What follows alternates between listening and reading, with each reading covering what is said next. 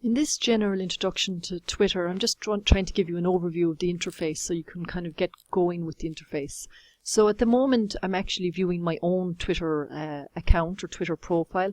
I found this by typing in @PMRDMS and hitting search, and this is what you'll see also when you look for me on Twitter. Okay, so my username is PMRDMS.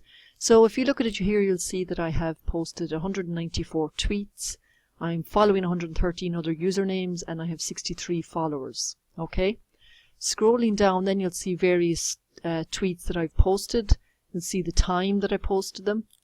You'll see, for example, if somebody particularly liked one of my tweets, they click on that little icon, and that means 2 people have particularly liked it. That doesn't necessarily mean they've retweeted it. There could be lots more people who've retweeted or less who've retweeted. It's just another feature of the interface. A feature I use a lot is the retweet icon. It's disabled here now because it's me retweeting myself, wouldn't make sense. But normally this would turn green when you hover the mouse over somebody else's tweet if you want to retweet it. So that means that 2 people have retweeted this posting already. Scrolling down further, you'll see that basically every tweet has a URL in it. That's because Twitter only lets you write a certain number of characters. So if you want to actually inform somebody about something, you have to link to an external website. Now, one tool that you should get used to using, particularly for Twitter, would be one of those URL shortening tools. So, for example, tinyurl.com or bit.ly.com, they're commonly used to shorten very long links into shorter links. So you just go to one of those websites, you paste in the big long link, hit convert, and it turns it into a nice short link. Like, here's an example. That link will bring you to the proper URL, even though it looks like a really short URL in the actual tweet. So you certainly should play around with using that, and you'll find it very helpful for Twitter. Another feature that you'll also notice is you'll see sometimes people mention other people's usernames in their posting. So in this example, I'm saying that I got this piece of information via @FacultyFocus. Okay, so that's somebody else's username, and if I hover the mouse over it for a second, you'll actually find out a little bit more about that username, how many tweets they have, and so on.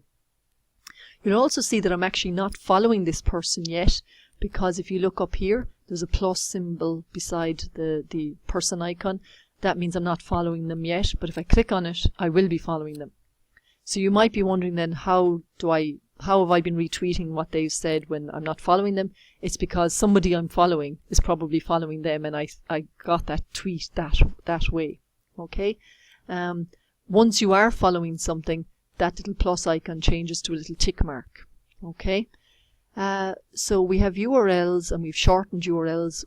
These are called mentions, by the way, when you mention someone else's username in a posting. So you can also then find out who has mentioned you. So anybody else who uses @PMRDMS in a tweet, I can see a list of all of those people in one place, and so on and so forth. Okay. If you want to write a brand new tweet, then you just click on the tweet icon up in the corner, and you'll have an empty box with the 140 characters. So once you start typing, the number of characters decreases. You can also add media. So that's for writing new tweets. I tend to retweet other people's tweets because I find lots of interesting tweets coming in, and I retweet them, or I go and have a look at that article, and then maybe that leads me to another article, and then I retweet, or I tweet that new article that I've come across myself, and so on. A couple of other features. You'll sometimes they'll recommend people that you might like to follow over here that would be in the general field that you're in. So you can choose whether or not you just want to follow them or not, or hold the mouse over them for a second to find out a little bit about that username. You'll also see the trends here. So these are just trends for Irish users of Twitter. So these can relate to sport or fashion or whatever. They won't particularly be of any interest to you in terms of e-learning or tech-com. Okay.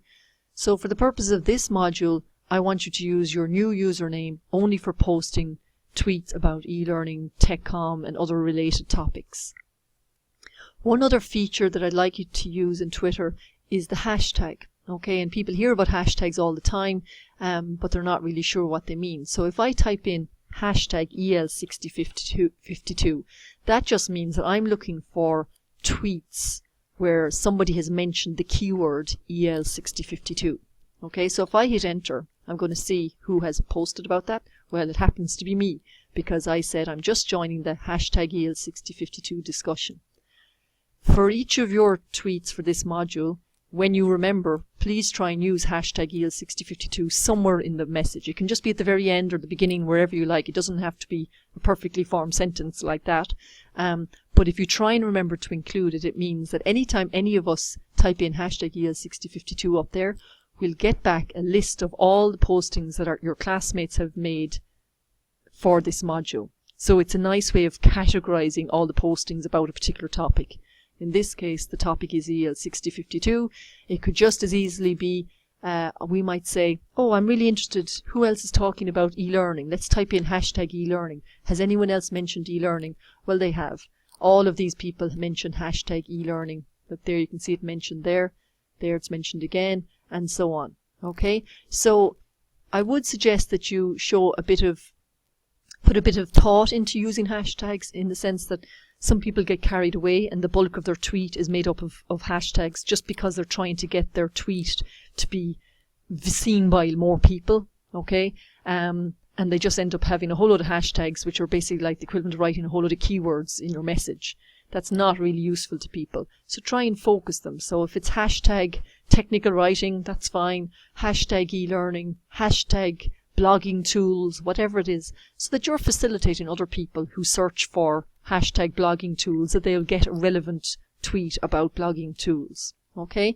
But I find the hashtag very useful when you're getting used to Twitter and you're thinking, I'm not following anyone, no one's following me. If I type in hashtag e-learning and have a look down through the different posts, I might think, oh, this person seems really interesting. I might like to follow him. I'm going to click on over him and click follow. Now in this example I'm already following him, which is why the tick mark is there, but this is how you start building up a collection of people to follow, because they're all posting on topics related to e-learning. And as time goes on and as you start tweeting things that interest you and retweeting other people's tweets, you'll see that your followers increase almost on a daily basis, because other people are following people who are following you, and so on, and you're all talking about interesting things. And also, the better your tweets are in terms of making sense, you're more likely to get more followers, because people want to read a quick tweet but understand what it's about. Okay? So like, for example, if you go to mine, PMR DMS, you'll see that nearly all of them have a sentence, find color schemes for your e-learning courses, and there's a link. It makes sense what it's about. How to raise a creative child, here's a link. It's about gifted children and so on. So you can, when you're retweeting someone else's message, you can edit the text that appears if you don't think that their text sufficiently describes the link that they're linking to. So, try and use a little bit of Netiquette as well, so that your followers can start to get to grips with what you're saying and they don't have to try and decipher a complicated tweet. Okay? So I think that's pretty much everything you need to know to get started with Twitter. As you start posting and retweeting and people start following you, you'll get to grips with it a lot quicker. Okay? Thank you.